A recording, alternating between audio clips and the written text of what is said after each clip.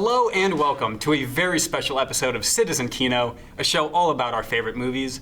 I'm Max Heresy, joined by my brother Sam, and today we have two guests along for the ride. Hosting the host of Goofing Off's own Movie Snobs, we have Luke Hanna in the flesh. Luke, man, how you doing? You ready to talk some Doing good. Dune? I'm ready to talk about Dune. We're gonna get this going. We are going to get it going, indeed. Yeah. And then we also have the man himself, the film bro himself, Yes, Trevor sir. Vineyard. Yes, Trevor sir. Vineyard. Thanks for being here, man. Thank you for having me. I Yep. appreciate it. For sure, man. Let's get right into it. So, Today, it's such level of cinema genius, in one room. It's Very maybe true, never been very seen true. before. we're gonna have quite the conversation here. Yeah. So Yeah. we're talking Dune today, the new one from 2021, directed by Denis Villeneuve, fresh off of the success of movies like Arrival and Blade Runner 2049. I personally can't think of a better person to helm this I agree. movie. He's just got that that stylistic flair that you watch Blade Runner 2049, and that style Yeah. just translates directly to Dune. Right. So what do you guys think about that? I completely agree, honestly. I know you are a big fan Yes, of very that director, big fan. so yes. what do you think? I mean, when I heard that he was directing, I was just through the roof because, Blade Runner, Sicario. He did one called Enemy. I don't know if you've seen that. Really good movie. Deeper cut? He's just got like a very unique style, very dark, slow, poetic is a word. I was just through the roof. He's the perfect director to kind of combine to make Dune commercial, but Yeah. also make it Exactly, artistic exactly. and Yeah. profound. Right. So starting off with this movie, I think we should just start with the narrative a little bit. Just check that box. So very, very preliminary plot summary and spoilers, of course, but we'll try and keep these to a minimum here. But in a far-off future, distant galaxy, not Star Wars, but the Royal House Atreides is given control of a planet named Arrakis, given control by the Emperor himself, and Arrakis is home to a spice that is the most valuable source in this universe. It's as precious as can be. It's as valuable as can be. And I'm trying to think how to not spoil it. And let's just say it's more than meets the eye. Yeah. With House Atreides being given Arrakis, and the movie kind of just jumps off from there. Right. What do you guys think about the plot here? I really enjoyed the plot. To bring up the book, I do think they did a very good job of including like what was important from the book. However, I do think the book is still better because it goes into those like deeper meaning plots, and it goes into the politics of Dune, which wasn't really shown on screen. But that's kind of just for the average audience, so they just wouldn't get too confused. I also think that's a big reason that a lot of people were saying that Dune is kind of an unadaptable story, Right. because it's so deep and complex. Exactly. It fits that book structure so well that I think it's really impressive that they, Right. That's what I was thinking also regarding time constraints, because in the first movie we only got like halfway through, and Right.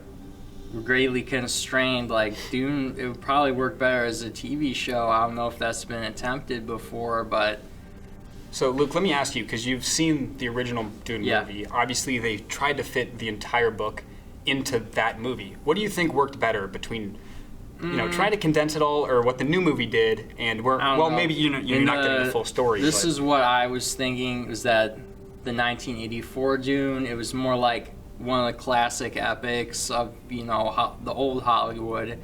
It was like this great story, he becomes a hero, and then there's a lot of dialogue scenes between the people where they're talking in a very, I don't know how you would call it, but unnatural way, and then there's a dramatic conflict between good and evil.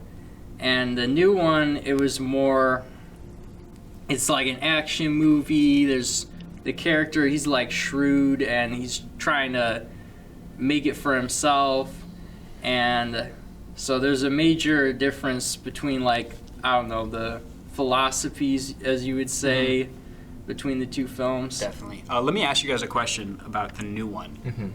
Being only, it's part one of two movies, do you guys think, as a self-contained movie, part one works in its own right?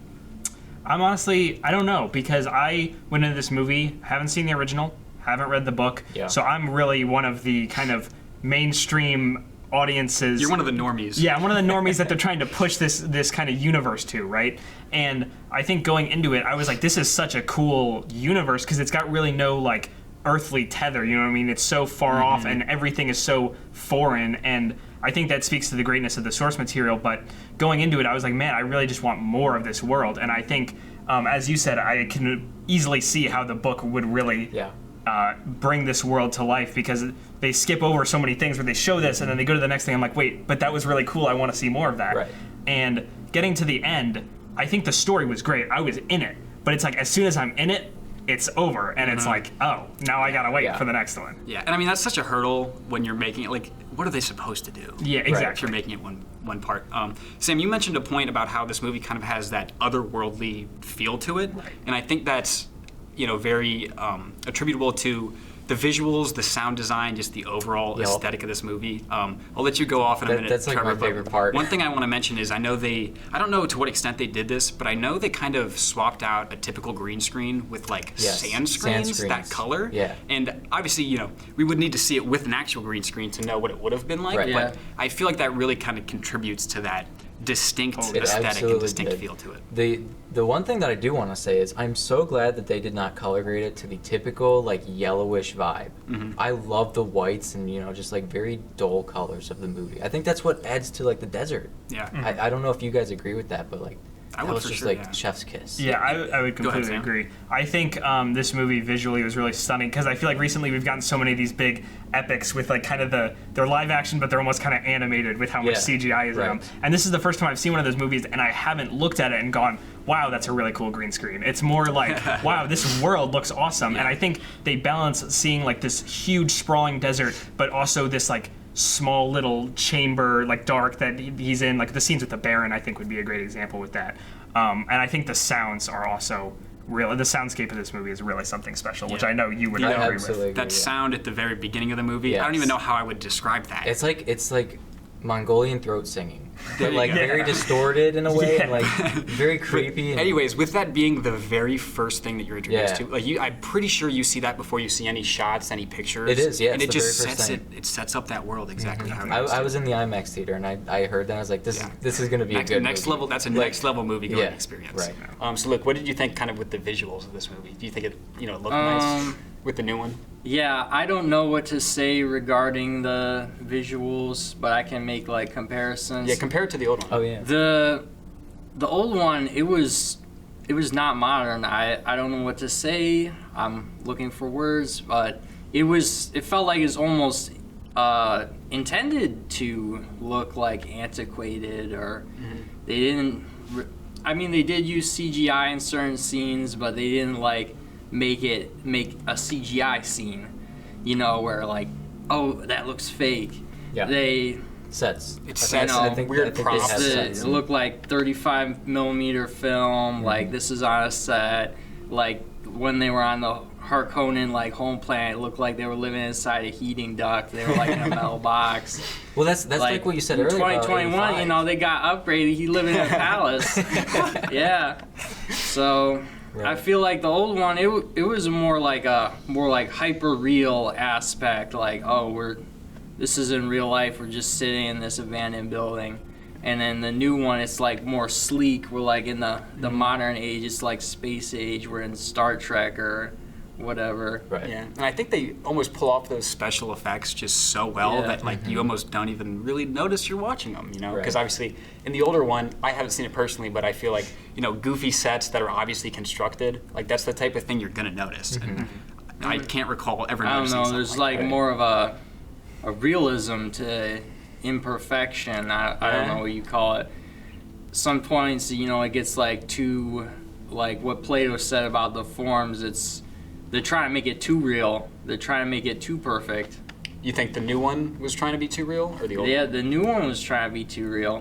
Oh, yeah. Interesting. I feel that. Not real, but idealized. So are you taking that as like a negative thing or a good thing? Yeah, I'm taking it as a negative thing. That's an interesting. So let's switch gears into kind of the casting and the performances. Personally, I thought they were pretty spot on. I know some people weren't totally sold on Chalamet as Paul. And I think those are people who don't quite understand Paul as a character. Yeah. There are people who say that Timothy was too wooden, too deadpan, and I feel like That's kind of what's required. That's what the character requires. That's like exactly him in the book, and he plays a very good 16-year-old. He kind of looks like. How old was he? Probably 16. Early. Oh wait, you mean in real life? Probably He's early like 24. 20s, yeah. Oh wow. I know, it's crazy, but yeah, I thought he played that character really well. What do you guys think about some of the supporting characters? Was there anybody who really stuck out to you? Yes, Rebecca Ferguson. Rebecca Ferguson. Yeah. What's her name? Jessica. Great character. I thought that was the best character of the movie, to be honest. Like, it's just there's a lot of character development. You know, she's in the action. She's not just like this side character. I just love that mom-son relationship. She's a good character. And you throw those weird like Bene Gesserit vibes into the whole thing, and it's just very distinct. Right. I thought. What do you guys think about the Baron Harkonnen? I thought he was sufficiently terrifying. Yes, I thought, agree. And you know how the way they lighted or the way they lit and shot all those scenes, I thought it just very much played into that. Yeah. So here, Luke, let me ask you something. How would you compare the villain in this one to the villain in the last one? Between like the way they act, but especially in terms of like, not to harp back on the visuals of the movie, but I like in terms of like the makeup and prosthetics that they did. I felt like old Harkonnen, he was more gritty. He was more maybe like terrifying. The new one, he was like more like just like he was like the boss. He's like I don't know how to call it, but he's like archetypically evil. Yeah. Yeah. I can see that. Is that you're saying that like as a negative thing? Like he almost felt like one-dimensional. Yeah. I can feel that. That's a good point. I think that's a fair point. And I think because how much are we really exposed to the Harkonnens outside of him particularly? Because Not really. 2021 in 2021, because in Floyd Rotha, that character hasn't even been introduced yet, correct? Mm-mm. From a major character from the book, I'm pretty sure doesn't even come in until part 2. So basically, the point of that is, I was going to comment They were on like barely there in 2021. because I guess I was going to compare some other Harkonnen they only characters showed up in for terms like of 5 one-dimensionality. minutes. They're like, then they just everybody's like talking about Paul and his family for like an hour and a half. Then they just swoop in, take over in 5 minutes, and then Paul and his mom get kicked out, and then is following them for the rest of the movie. Yeah. Yeah. I feel that. Which I have heard that there's a 6-hour cut, which is like insane. So I think they had to cut a lot of that stuff out. Mm-hmm. Which I mean it makes sense. You have to put that Hollywood perspective in there, so you're not bored through the movie. Tell them like a lot of times less is more. Like they're just putting in unnecessary stuff in there. Yeah. Sam, what were some of your thoughts on the characters in this movie? Did anybody really catch your eye? I think going into this movie, it was kind of starting to almost fall victim to an issue I have with some movies where casts almost are too like star-studded, where they have so many like people in so many other movies Familiar where faces. every Too time many you see a chefs in the character, kitchen. it's Yeah, where it's like, Right. oh, I know you from like 5 other movies, and so it kind of makes it's hard to like really get immersed in the world right off the bat. Yeah. But I think all of the actors definitely played their roles well enough where, I mean, halfway through the movie, I forgot I was staring at Timothy Chalamet, and I was like, oh, that's that guy. He's It's Paul, it's as Paul. opposed Exactly. to Timothy Chalamet. Yeah. Yeah, exactly. And so I don't think there were any like standout like, man, this guy really killed it. But I think overall it was a pretty solid cast. To even just forget how all these actors are pretty much in so many other things. The only character that I will say they needed to develop more was the doctor. What Dr. Yue, something like that. That him in the book was great, but then like I don't know his like reason, like with his wife and everything, it just was lost in the movie. They didn't necessarily flesh it out enough to where like it felt relatable. Yeah, 84. That was like they spent like 20 minutes on that. On Dr. Yue. Just like, oh, I need to help my wife, so I'm gonna betray everybody. Yeah. Yeah. But I mean, that's sometimes you just have to like go with that and cut stuff in that area. Yeah. I mean, that's more of a challenge with this story than probably anything else. And like you said earlier, like that's just the troubles of making like a Dune adaptation. Like you're gonna run into those issues. So factoring in those things, I think they pulled this adaptation off as well as they possibly I think so could have. too. I cannot picture a too. Dune that is better than this one. I agree. You might disagree with that, Luke, but this is the movie that you said it about the otherworldliness, and it's just like there's that, and then you watch the new Dune, and it's like you're in disbelief as to how they even made it happen. Like some of the shots of some of the spaceships flying in, it's The just so ornithopters. next level. I love those things. So next those level. are so cool. Yeah. This has been it for another episode of Citizen Kino.